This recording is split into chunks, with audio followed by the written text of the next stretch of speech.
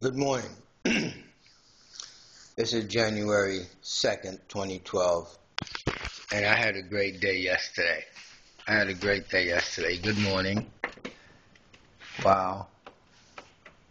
And the Annunciation. That's what this is going to be called. The Annunciation. That I'm prepared for my transformation. And that means I have to let go of all those learned, very bad behaviors associated with the homelessness passage. And I want to remember that. To sum it all up, as this is the last posting before closing down the site, we have what we want. We have what we need. It's almost complete. We now have the Veterans Administration embroiled in such a matter that it can actually get into this book. It can actually get into this book. This is the book, people. That's part of the manuscript. When the last part gets here, I'll have part 1, part 2, and part 3 to be able to put in this book the story of the city of New York and what the Veterans Administration hospitals at Brooklyn and the Bronx had to do with it. And had I not been part of the crowd, I wouldn't be right here right now. And it's because of my faith. It's because of my faith. What makes me and what made me do this. I need to tell the story of what made me do this, and I hadn't gotten it. I've seen all kinds of things, but I hadn't put it all together in one big ball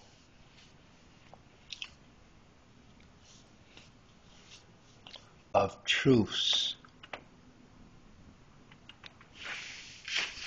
for me to put in this book of the story of these two guys.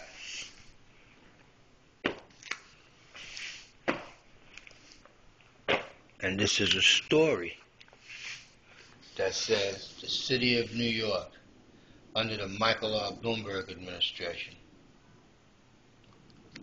and the Veterans Administration hospitals did things that are conduct unbecoming the positions of the people that did it. And when they did it with federal funds, as far as the VA is concerned, and as far as New York City Housing Authority is concerned, I want one day for them to reverse engineer everything you did and what money you shouldn't have gotten, and that it's owed back to the federal government, and I get my 15%.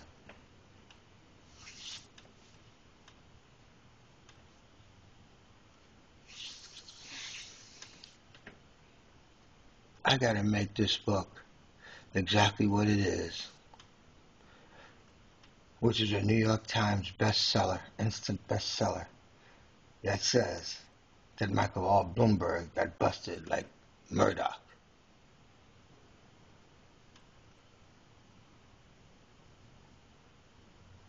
He deserves it. He bought his way into this. I didn't do this.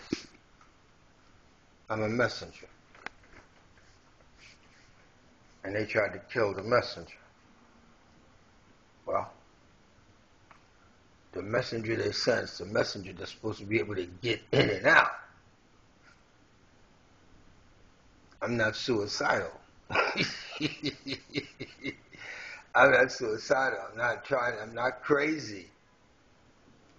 I'm not suicidal and I'm not crazy. I'm not doing anything stupid.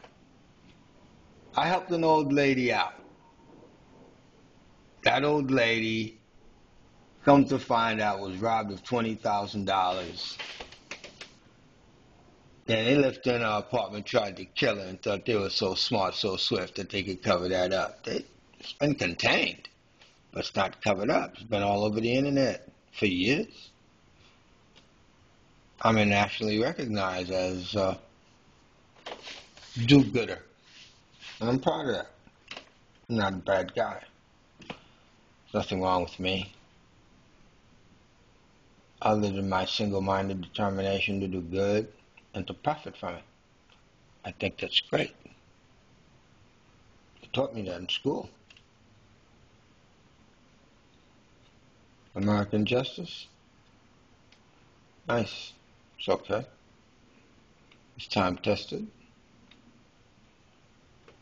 And this year is the last year I got. This is the year that I recover. I begin to recover. And I want to get on the fast track for that. I'm not going back out there on the street.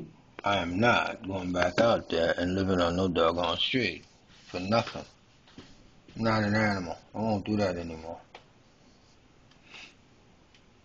All you people at the Bronx, VA, I hope you get a chance to watch this, or somebody's going to tell you about it. You got some of the most heinous individuals, man, working out of there. My. Oh, Jesus Christ. I want my own money to go buy health care where I can buy health care with some respect. You guys fit the stereotype of nasty, dirty, low-class servant. A group of folks working out of the VA hospitals, man. Because the pay is so low. It's not competitive. You can't get the quality people that you get on the open market to work in the VA hospitals. Okay? That's mostly a bunch of women. Like a lot of things have become about a bunch of women. Why? They put these minority women in there because people, what they do is they start rounding up black boys early on and start putting them in a life of crime by just walking down the street. And these guys got records, they can't get jobs, except in the construction industries and stuff like that. Hard blue-collar work. And then they put the women now playing kind of like nurses and secretaries in offices. I swear to God, I didn't know crap like that still existed in this country. Je suis français moi-même, je suis haïtien, je ne vis pas dans les quartiers que je vois des choses comme ça. C'est très difficile pour moi. Et bien, tout le monde, nous-mêmes tous, oui, haïtiens, qui viennent ici. Que c'est aristocrate, tout est, que c'est pas aristocrate, tout est, là, tout va ça. Nous pas même moun avec moun sa yo, man. Nous pas même moun avec moun sa yo. Et m'pas vle apprendre ça moun sa yo connaît. M'pas besoin comprendre bagay sa yo. Oh!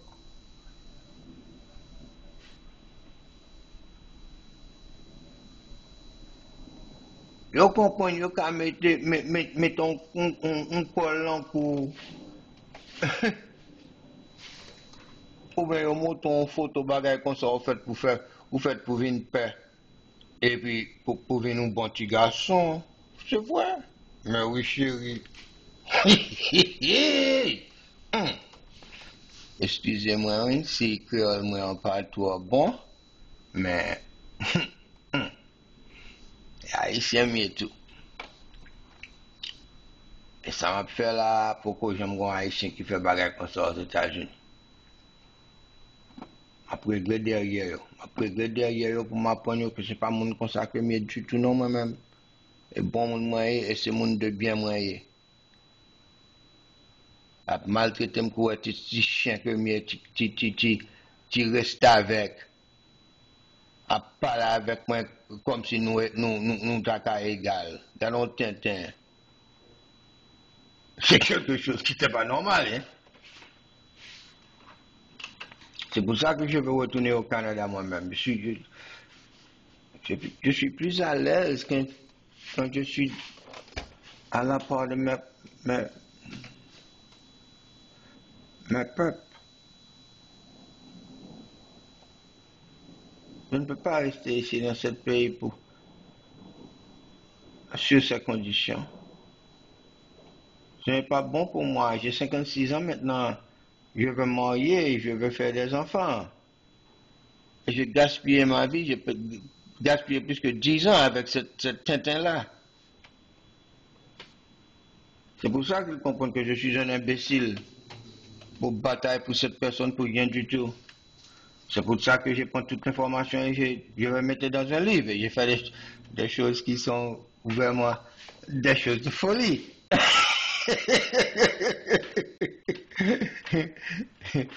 Parce que je pense que je suis un acteur et je fais des choses devant les Américains, pour les Américains, et pour montrer le monde que les Haïtiens ne sont pas inférieurs de cette personne-là. Hein? Pourquoi? Depuis quel temps? Depuis quel temps?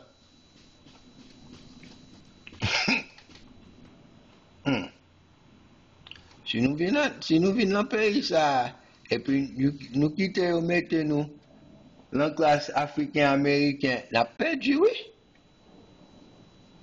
Et souffrir pour souffrir, à l'école, pour éducation, pour pas arrêter la même côté. Mais plus belle bagaille pays ça a pour la bonne toute opportunité et l'argent pour arriver à faire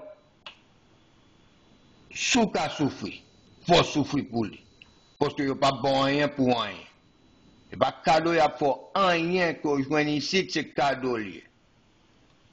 Même fatra ici, bien valeur. Si fatra te gen valeur en Haïti, ou comprenez Haïti dans la même condition, hein? Eh bien, sont une chose de classe. Classe. Ce qu'on goûte jolo. Oh oh. Tu comprends après le monde fou. Ça me fait d'examen. Ça me fait d'examen. Vraiment, faut comprendre moi fou, oui, parce que ça me fait idiot ça, imbécile ça, qui comprend que si tellement intelligent, nous avec eux net, nous avec eux net. Et puis l'homme qui a montré vraiment, j'étais sorti dans l'aristocratie d'Haïti. Hein. C'est une vie différente de les autres personnes qui étaient dans mon pays. C'était une autre vie. Ma tante m'a fait cadeau une bonne à 9 ans. M'a fait cadeau une bonne à 9 ans. Ah, Madame Rigo Peltier, Pont-Saint-Géraud, Haïti. Madame Jastram, Pont-Saint-Géraud, Haïti. Victor Louis Alcindor, numéro 21, oui, Docteur Audin, Port-au-Prince, Haïti. I remember it all like it was yesterday. Because I loved my country and I had such a great life there. And he said, come on, let's go. Let's go to America. It's beautiful. And I come to freaking Queens, New York at 148th Street, 130-27, 148th Street, South Ozone Park.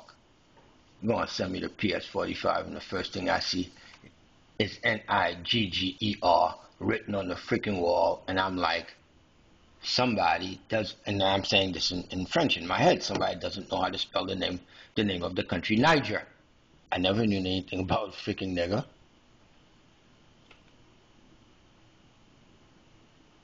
And I have lived in that terror of this life in this country as a nigger. I can't continue. Can't continue. I'm 56 years old. That's why I'm going to go ahead and go this. No more 23-year-old, 24-year-old girlfriend things.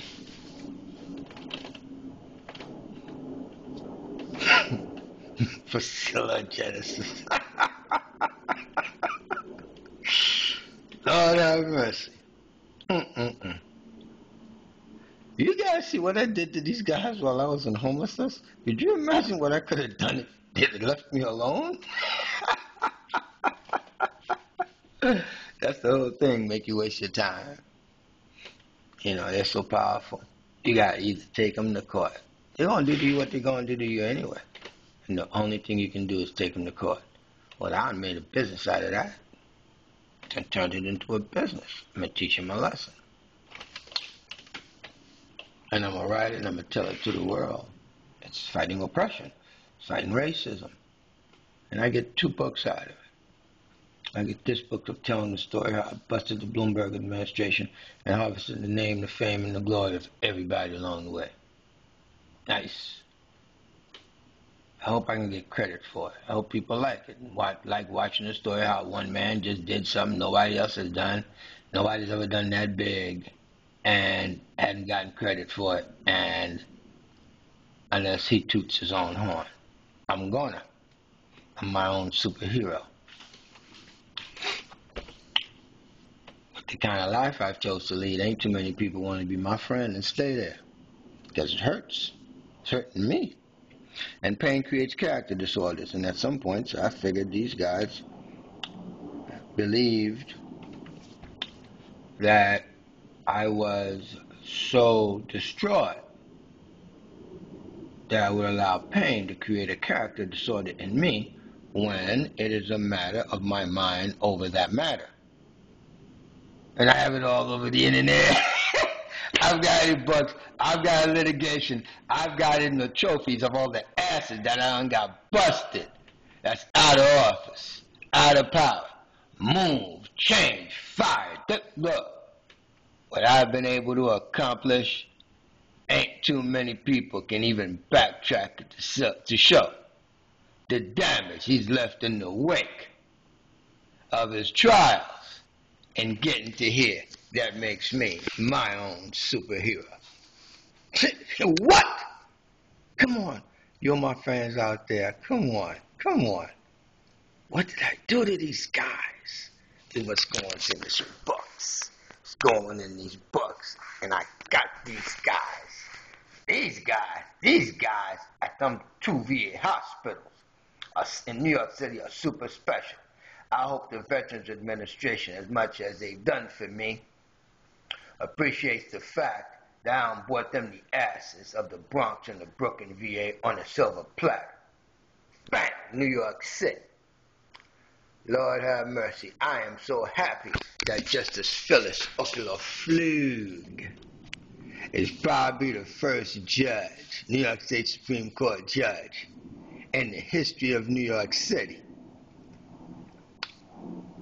that's ever had every elected official in town, from the governor on to the councilman, looking just stupid, made and created by me.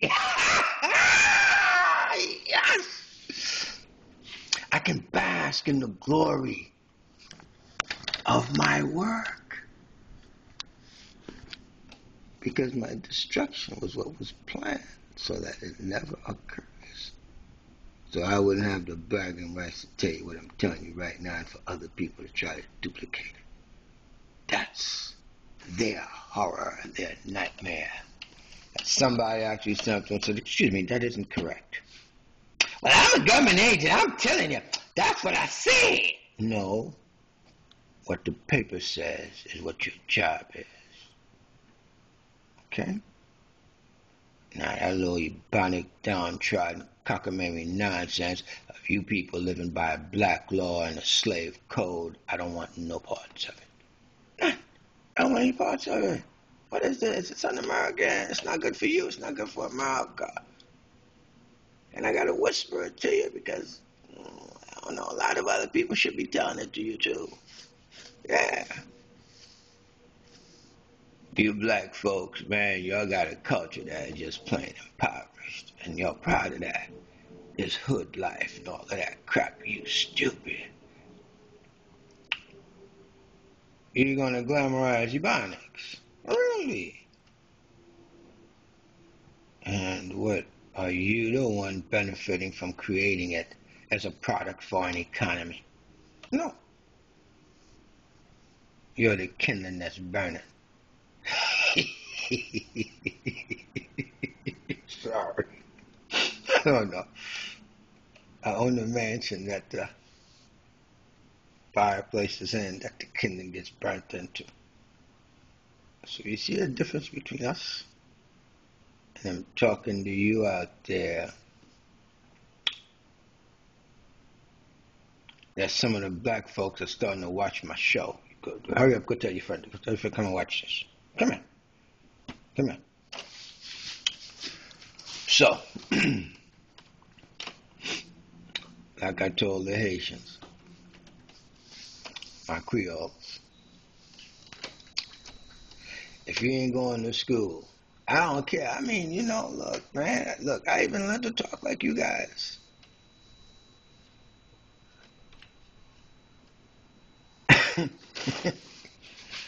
I swear.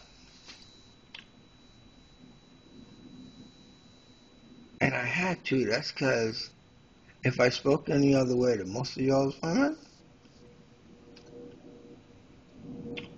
it's somehow not attractive. How could English not be attractive than the freaking Ebonics that you speak? Jesus Christ, are you kidding me? What is this? What is this? You like your downtrodden state.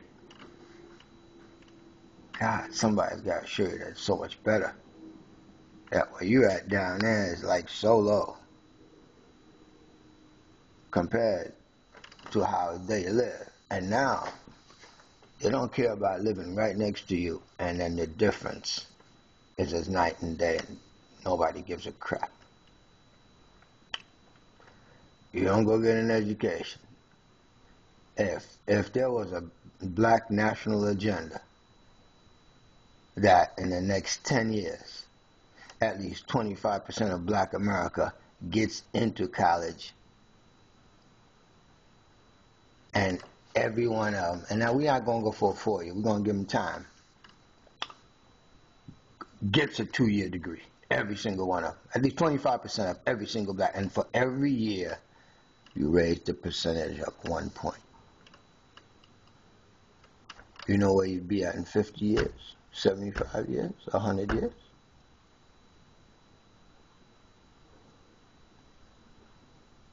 And not only that, they gotta be bilingual.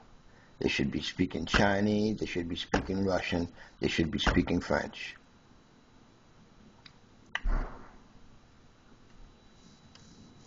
Look, man, I don't think this is my fight, really. I'm just doing this because that's it. I'm done. I'm just going to write about this stuff. I'm not trying to dedicate my life to Jack. I just lost 10 years. I just lost 10 years of my life. And whatever God created that ain't big enough to give me them 10 years back and all my possibilities without this.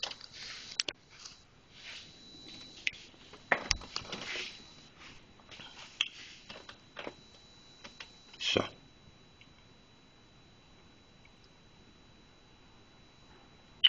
what do we say, huh? Let's close the curtain on this. It's the 2nd of January, 2013. Gotta go to work. Bye-bye.